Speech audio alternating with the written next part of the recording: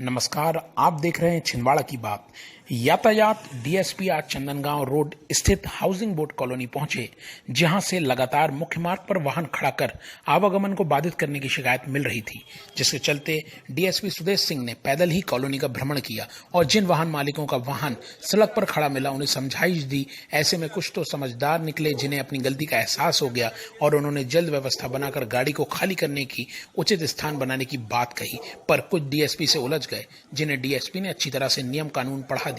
उन्होंने लगातार बहस कर रहे निवासियों के बीच भी अपना आपा नहीं खोया और समझाइश देते हुए वाहनों पर आगामी समय में चालान करने की बात कही।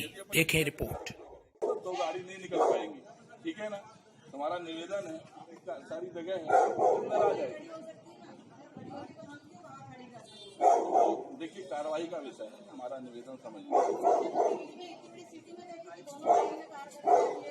दिल्ली में उसका उस टैक्स का पैसा लगता है, वहाँ पे आरटीओ को गाड़ी खड़ी करने का पैसा लगता है, हमारे मध्य प्रदेश में नहीं लगता है। ये रोड का एक्सटेंशन है, ये अपने घर का एक्सटेंशन नहीं है। तो कृपया करके इस चीज को देख लीजिए। अपने पास बहुत सारी बातें हो सकती हैं कि हम ऐसा है वैसा है, लेकिन जो कानून है वो ये है कि हमको अपने पोजीशन में अपने घर के किसी स्थान को सुनिश्चित करना चाहिए कि यहाँ पर हम पार्किंग करेंगे, तब उस गाड़ी को वहाँ रखना चाहिए। ये मैंने आपसे निवेदन करना था, रिक्वेस्ट करनी थी, मैंने कर रोड पे किसी का हक नहीं है मेरे भाई कि वो कहाँ से आएगा, कहाँ ये फर्ज हमारा है। अरे फर्ज हमारा है, ये हो ही नहीं सकता। ये पूछ लो आप किससे? हाउसिंग बोर्ड पेपर पे देखते हैं, पूछेंगे हाँ तो उनसे पूछिए आप जब गाड़ी उठा के ले जाएंगे, आप जब गाड़ी उठा के ले जाएंगे ना, बिल्कुल 100% आप करिएगा। और इसका बना लो जरा, ये चलान बना अपना, फोटो लेके चलान बना।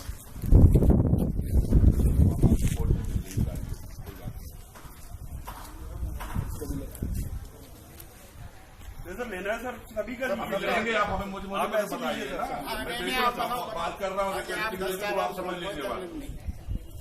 ये रोड हो ही नहीं सकती आपको तो फिर क्या उसके बाद तो कुछ नहीं होगा ना सर, चालान करने के बाद तो आपसे लिख के। अरे गाड़ी खड़ी, मैंने निवेदन कर दिया।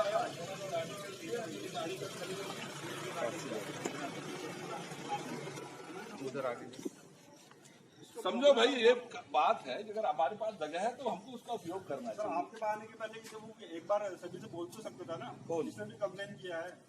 अब बात कंप्लेंट की मत समझिए, बात कंप्लेंट की बात समझिए आपकी कॉलोनी की रिक्वायरमेंट की। अगर किसी जगह पे फायर ब्रिगेड को आना हो गया, दो साइड पे आप लोग खुद देखते होंगे, यदि कोई गाड़ी खड़ी है तो क्या निकल पाएगी? इतनी देर हमारे लिए तो 5 मिनट का विलंब है, 2 मिनट का विलंब है, हमारी मजबूरी है। वो उसका घर जल के खाक हो जाएगा, कोई इंसानी जो क्षति है वो हो जाएगी। किसी का एम्बुलेंस अगर टाइम पे पहुंचना है तो वो नहीं पहुंच पाएगा। रिक्वेस्ट उस वे पे, किसी कंप्लेंट वे पे नहीं है, ये बिल्कुल ध्यान रखिए। गाड़ी अंदर खड़ी हो जाएगी, आप कर लीजिएगा। आप जो कह रहे हैं ना कि ये आपके उसमें है, तो ये आप एक बार नक्शा उठा के देख लीजिएगा। मुझे जहाँ तक मेरा, अगर मुझे पता है तो ये नक्शे के बाहर कोई नहीं लगता।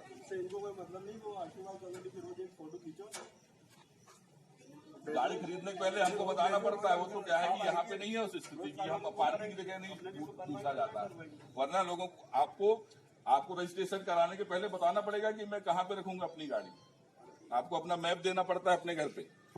चंदनगांव आज हम लोगों ने विजिट किया। कुछ ये शिकायतें थी लोकल स्तर पे कि रोड के जो गली है उसके दोनों तरफ लोग वाहन खड़े कर देते हैं, जिससे एक साथ 2 वाहन निकलना मुश्किल होता है।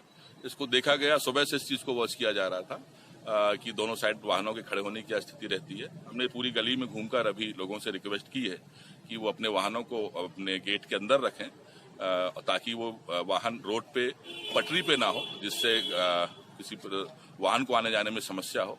उन लोगों से ये भी निवेदन किया कि कभी इमरजेंसी सेवाएं यदि इस कॉलोनी में आने की आवश्यकता होगी तो इस तरह वाहन खड़े करने से उनको समस्या जाएगी और एम्बुलेंस और फायर ब्रिगेड जैसे इमरजेंसी वाहन समय पर अपने गंतव्य पे नहीं पहुंच पाएंगे और जिससे किसी तरह की जान माल की क्षति भी हो सकती है। लोगों ने इस बात को लिया है, कुछ लोग अपनी कारण बताए हैं। अगर वो अभी आज उनसे रिक्वेस्ट की गई है, अगर वो नहीं मानेंगे तो फिर मोटर व्हीकल एक्ट के तहत कार्रवाई की जाएगी। सर, ऐसे वाहनों पर कुछ जुर्माने की कार्रवाई की जाएगी? 100%।